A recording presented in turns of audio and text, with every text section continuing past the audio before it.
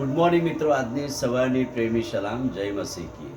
પ્રભુનો આપણે આભાર માનીએ છીએ કે ગિદિયોનના દર્શન વિશેની વાત આપણે જોતા આવ્યા છે અને ગઈકાલે જોયું કે પ્રભુએ ગિદિયોનને દર્શન આપીને પ્રથમ વાત પહેલો ચમત્કાર એ કરાયો કે પોતાના ઘરમાંથી પોતાના બાપના ઘરમાંથી અથવા પોતાના ફળિયામાંથી અશેરાની મૂર્તિઓ અને જે પ્રભુને ગમતી નથી એવી મૂર્તિઓ દૂર કરી બાલની મૂર્તિઓને તોડી પાડવામાં આવી. અને હવે પ્રભુ આજે જે દર્શન એને આપવા માંગે છે એ તો એ છે કે હવે તે મિદ્યાનની સામે કેવી રીતે લડે, મિદ્યાનની સાથે કેવી રીતે જાય, એ વાત પ્રગટ કરતા અહીંયા પ્રભુનું વચન કહે છે.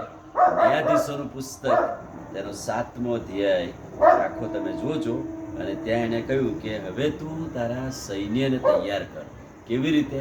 આખી ઇઝરાયેલી પ્રજાને બાળકુળ પ્રમાણે નહીં પણ 300 માણસોની ટીમ, 300 માણસોને તૈયાર કરવા, એ વાત અહીંયા લખેલી છે. અને તે જ રાત્રે યહોવાએ તેને કહ્યું કે ઉઠ અને છાવણીમાં ઉતરી પડ, અને કહે છે કે મેં લોકોને તારા હાથમાં સોંપ્યા છે. અને જે 300ની ટુકડી પાડવામાં આવેલી એ ટુકડી પ્રમાણે એ કહે છે કે ગળા હાથમાં લીધા, દીવા હાથમાં લીધા અને એક સાથે મિદ્યાનીઓને હરાવવા, બગાડવા, એ વાત અહીં 7મા અધ્યાયમાં લખી છે.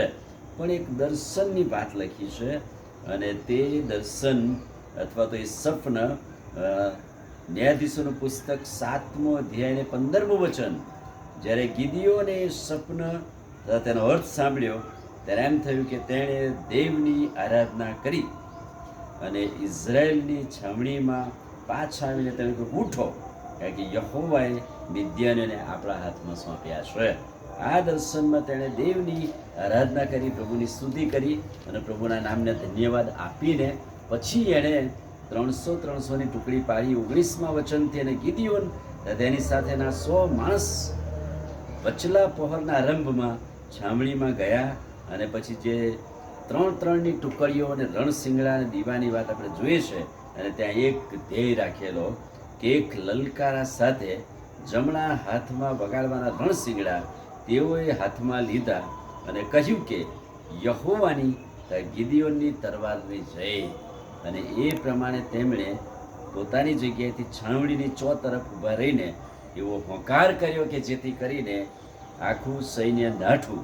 અને કહે છે કે તેઓએ 300 રણશિંગડા વગાડ્યા અને યહોવાએ પ્રત્યેક માણસને તરવાર તેની સાથેની સાથે તથા આખા સૈન્ય સાથે લાગુ કરી દીધી. કેટલી ગજબની વાત!